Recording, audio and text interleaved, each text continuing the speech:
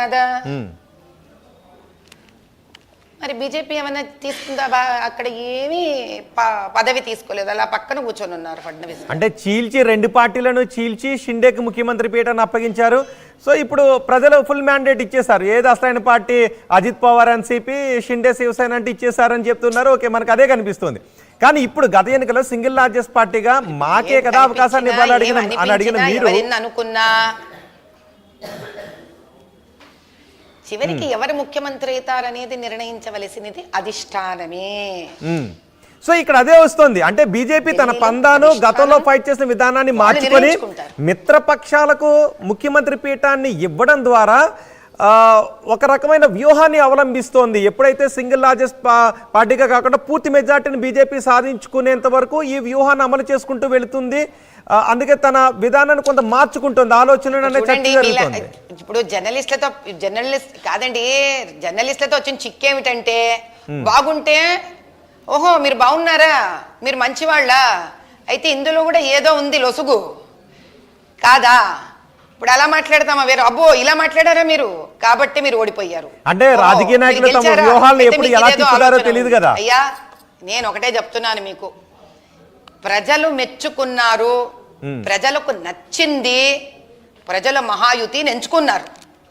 3 పార్టీలకి ఒక్కొక్కరికి ఎన్ని సీట్లు ఇవ్వాలని అధిష్టానం నిర్ణయించిందో వాళ్ళు అన్నన్ని సీట్లు వాళ్ళవి తీసుకున్నారు. వాళ్ళ సీట్లలో కష్టపడి పనిచేశారు. ఓకే, ఆర్థిక రాజధాని ప్రయత్నం చేశారు. దీనికి ఫలితం ఏమి ఇవ్వాలి అనేది అధిష్టానం నిర్ణయించుకుంటుంది. సో ఆర్థిక రాజధాని ముంబై ఉన్న రాష్ట్రాన్ని మీరు కైవసం చేసుకున్నారు, కానీ దేశ రాజధాని ఉన్న ఢిల్లీ విషయంలో మాత్రం ఇంకా వ్యూహాలను అవలంబించుకుంటూనే వెళ్తున్నారు. నెక్స్ట్ కాన్సంట్రేషన్ అంతా అక్కడే ఉంటుందా? The game has just begun అండి. రైట్, ఎనీహౌ కంగ్రాచ్యులేషన్స్ మాధవీలత గారు. ఓకే, ఎగరేస్తాం, చూపిస్తాంగా మేము. రైట్, కంగ్రాచ్యులేషన్స్ మాధవీలత గారు. మహారాష్ట్రలో సాధించిన ఘన విజయానికి ఫైనల్గా నిజంగా ఇంత విజయాన్ని మీరు ఊహించారా? ఈ ఒక్క మాట చెప్పండి. అంటే ఎగ్జిట్ పోల్స్ కూడా ఈ ఫిగర్ ఇవ్వలేదు. నేనైతే నిజంగా పరమేశ్వరుడికి మనస్ఫూర్తిగా ఉపవాసాలు కూడా చేశానండి బాబు.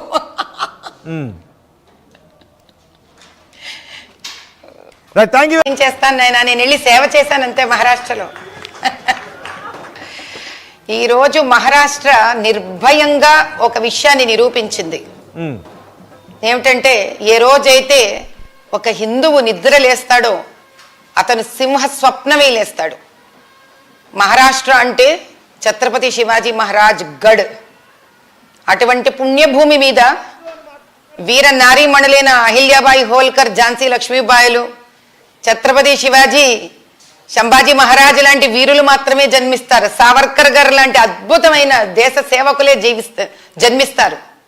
కాబట్టి ఈ కాంగ్రెస్ అగాడి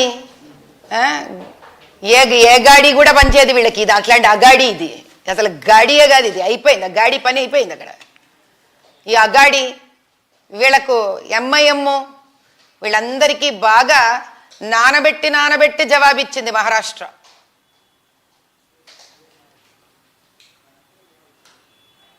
గవర్నెన్స్ కాదా? మోదీ ఏమో గుడ్ గవర్నెన్స్ డెవలప్మెంట్ అంటూ ఆయన ట్వీట్ చేశారు, మీరేమో హిందువులు నిద్ర లేవడం అని మీరు అంటున్నారు. ఒక హిందువులు ఏమొచ్చిందండి, అసలు 130 పైన సీట్లు, 130 బీజేపీ 130 దరిదాపుల సీట్లు, మహాయుతి మొత్తం అంతా కలిపి 230 దరిదాపుల్లో వస్తున్నారు అని అంటే ఈసారి నిజమైన భారతీయుడైన ముస్లిం కూడా ఓటేశాడండి ఈసారి.